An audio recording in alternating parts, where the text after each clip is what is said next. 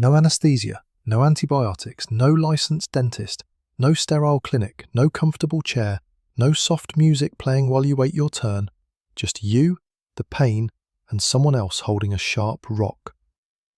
That's what our ancestors faced tens of thousands of years ago, and believe it or not, they still managed to drill teeth and fill cavities, just like modern dentistry. Not one, but 3 different ancient civilizations, thousands of miles apart, each practiced their own version of dentistry. What they did will make you appreciate that comfy dentist's chair today way more. Stay till the end, because we'll explain why you, right now, are still paying the price for your ancestors eating too much roasted food.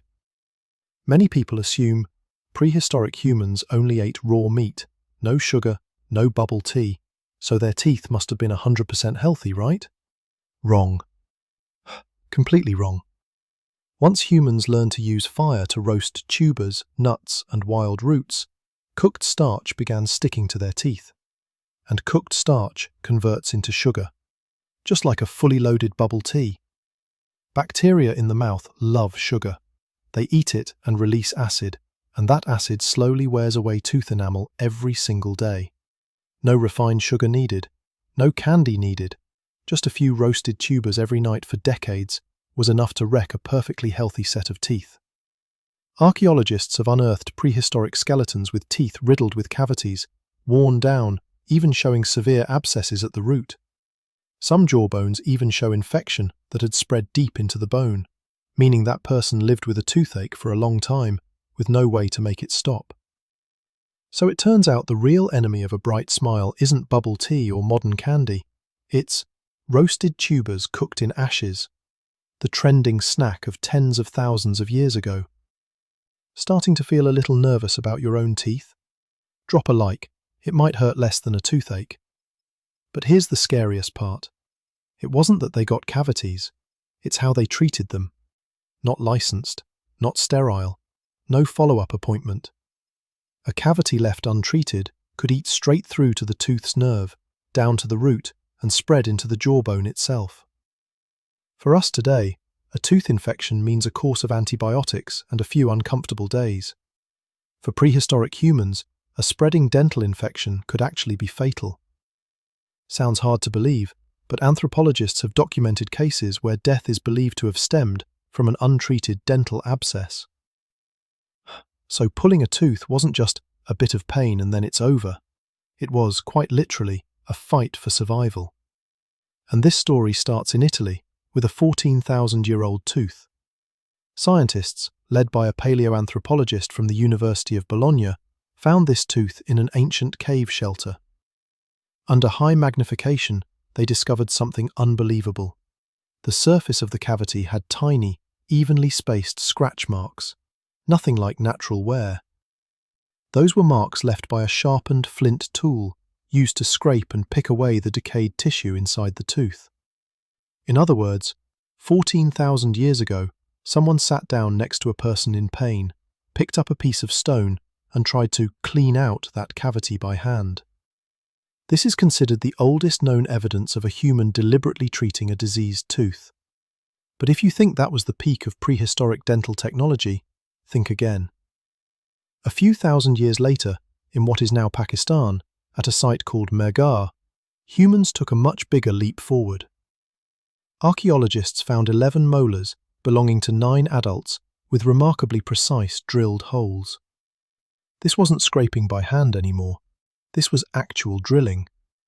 They used a crude drill, a tiny flint tip mounted on a stick spun by a bow drill, the exact same technology used to start fires or bore holes for beads and jewelry. Here's the even more unsettling part. These holes were drilled into the teeth of living people, not the teeth of the dead. Scientists actually rebuilt one of these prehistoric drills and tested it on a human tooth. It took less than a minute to create a hole identical to the ones found in the fossils. Just 1 minute. But surely the longest minute of that ancient patient's life. And the story doesn't end there. In Slovenia, archaeologists found a tooth roughly 6,500 years old containing a filling made from beeswax. This is considered the earliest known evidence of humans using an artificial material to seal a cavity, the exact same principle as a filling today, just a very different material. Put these three discoveries together: scraping teeth with stone in Italy, drilling teeth with a bow drill in Pakistan, and filling teeth with beeswax in Slovenia, and you get one shocking realization. Dentistry was not invented by the modern world. It existed in different forms in different corners of the earth, thousands to tens of thousands of years ago, just without anesthesia, without power tools, without health insurance, and of course, with absolutely no guarantee the procedure would actually work. Looking at this process, modern dentists should probably take their hats off. Getting dental work done back then didn't just cost you wild game meat or a few precious stones. What it really required was nerves of steel and total faith that the person holding the rock next to you knew what they were doing. And here's a twist that surprises a lot of people. Prehistoric humans, despite dealing with cavities and pain with zero anesthesia, almost always had perfectly straight wisdom teeth, rarely impacted, rarely crooked. So why are the wisdom teeth of you, me, and basically all of Gen Z not like that at all? The answer lies in our jaws. Prehistoric humans chewed raw meat, bones, roots, and hard nuts, almost all day long, starting from early childhood. That constant, forceful chewing put pressure on the jawbone, causing it to grow large, thick, and strong.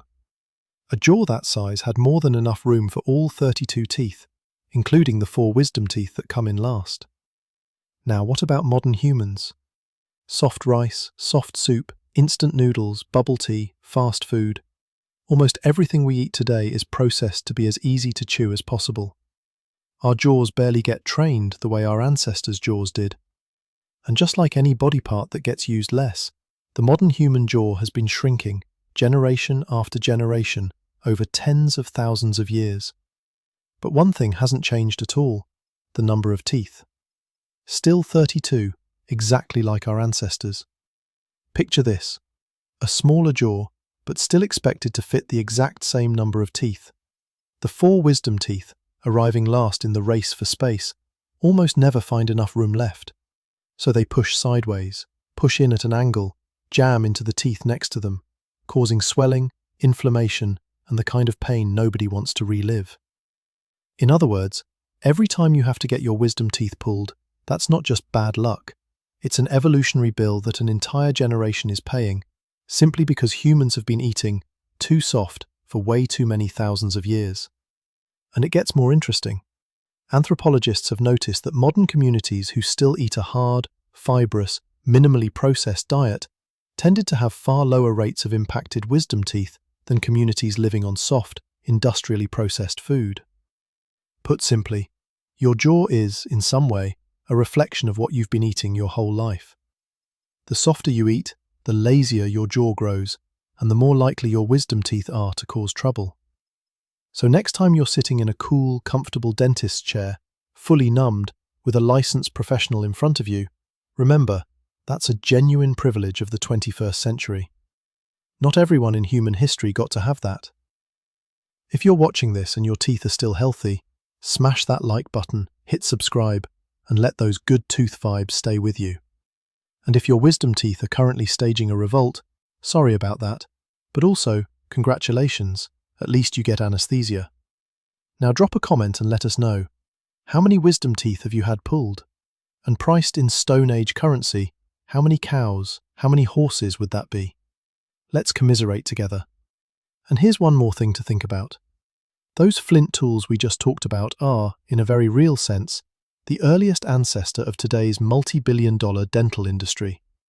From a sharpened piece of rock in a prehistoric hand, to the painless ultrasonic drills in a modern clinic, that's a journey of nearly 20,000 years, all just to solve one single problem: how to stop a toothache. So the next time you complain about waiting 15 minutes at the dentist's office, just know that somewhere behind you, your ancestors are watching, with pure envy. See you in the next video, where we'll keep digging up more painful truths from human history. Don't forget to like and subscribe so you don't miss the next episode.